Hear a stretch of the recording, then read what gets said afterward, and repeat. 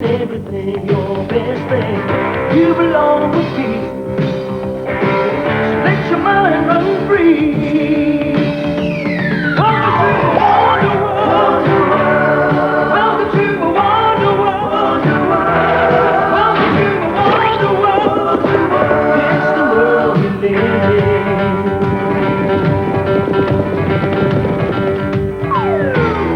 Believe there's life inside a bubble. If you believe that dreams are there for those who try them, you belong with me. So let your mind run free.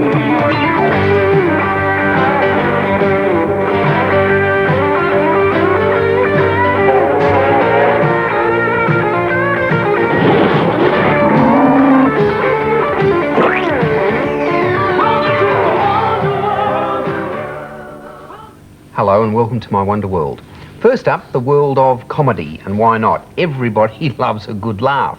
And do you know what I'd love? I'd love to have the talent to make people burst into laughter, just like me. But good comedians are few and far between. Perhaps that's because there aren't all that many comic teachers around. In fact, there aren't too many bookshops which specialise in humour and laughter. But in his quest to become a star comic, Philip Tanner, he came across one such shop. It's called the Comedy Bookstore in Melbourne.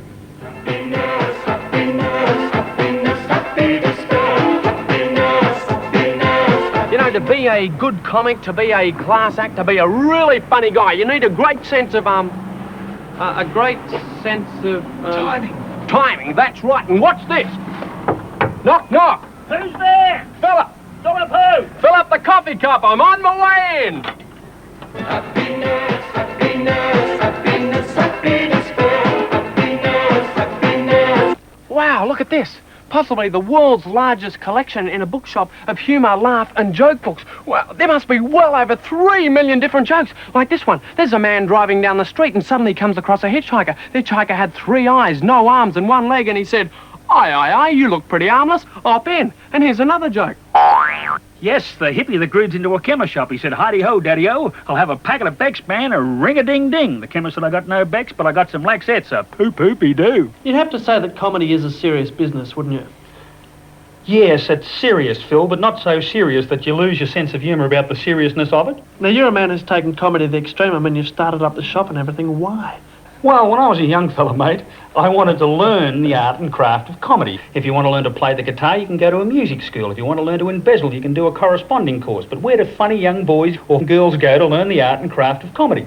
So I've developed a place here where anyone who thinks they're funny, who would like to learn to be funny, can come along and I can give them the basics. If there's a smile on my face, it's only just trying to fool the public, but when it comes down to fooling you.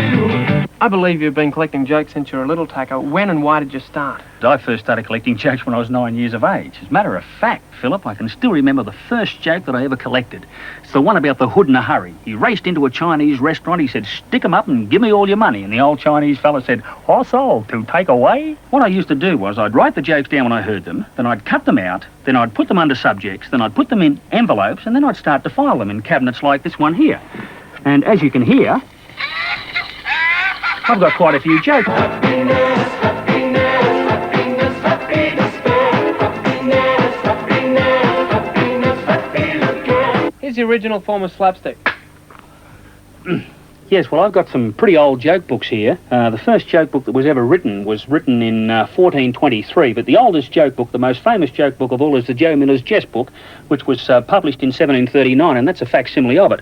The oldest joke book that I've got was published in 1809, which makes it about 175 years of age, and there's some pretty old jokes in those too. Well, how many different types of humour are there? Well, there's quite a variety of humour, but you can break it down into its 2 basic forms, positive humour and negative humour. Positive humour as being a clowning wit, negative humour as being a sarcastic wit. An example of negative humour, it takes all kinds of people to make a world, too bad you ain't one of them. An example of positive humour is if somebody tells us there are 536,445,452 stars in the universe, we'll believe them. But if somebody puts up a sign saying wet paint, we want to investigate. Ladies and gentlemen, do we have a big night of comedy tonight? Now, I wouldn't lie to you about something as serious as comedy. Boy, do we have a great act first. Debbie Ryan. She's only got a short act. Thank you. I love a responsive audience. I'll never forget my first day at school. I walked into the classroom, I sat down at the table, and everybody laughed at me because there wasn't a chair. What a great act, what a great act. Look, we're going to go with a really funny face, a really funny voice. He's just generally a really funny guy. Yeah, how about a big round of applause for Hey, Fred, there's a mammoth sale downtown, Fred. I don't want a mammoth, Barney. I want a brontosaurus. It's